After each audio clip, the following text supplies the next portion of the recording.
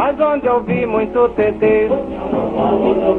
Mas onde eu vi muito TT. Mas onde eu vi muito TT. Subindo ao monte eu encontrei sim a Lourdinha, tava toda afobadinha, querendo me pegar. Joguei meu solo e comecei a rastejá-la, farejava, farejava, mas nada de me encontrar. Mas onde eu vi muito TT. Mas onde eu vi muito TT. Mas onde eu vi muito TT.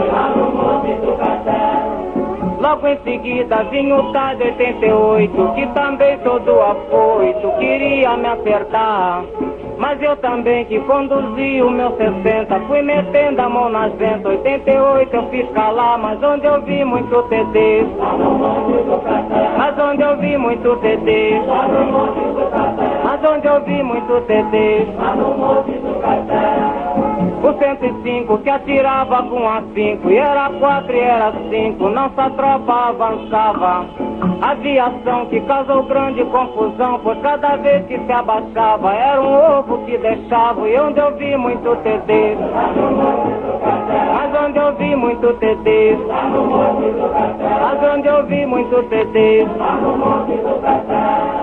Mas Alcizenos também fez a sua guerra com a conquista de La Serra, com todo o seu batalhão. E foi a quarta, e foi a quinta, e foi a sexta, e até mesmo a CPP com 81 em posição. Mas onde eu vi muito TT. Mas onde eu vi muito TT. Mas onde eu vi muito TT.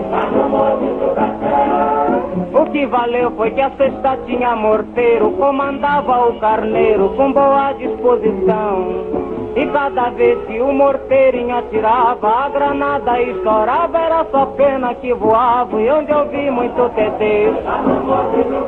Mas onde eu vi muito TT. Mas onde eu vi muito TT. Lá no Monte de Café.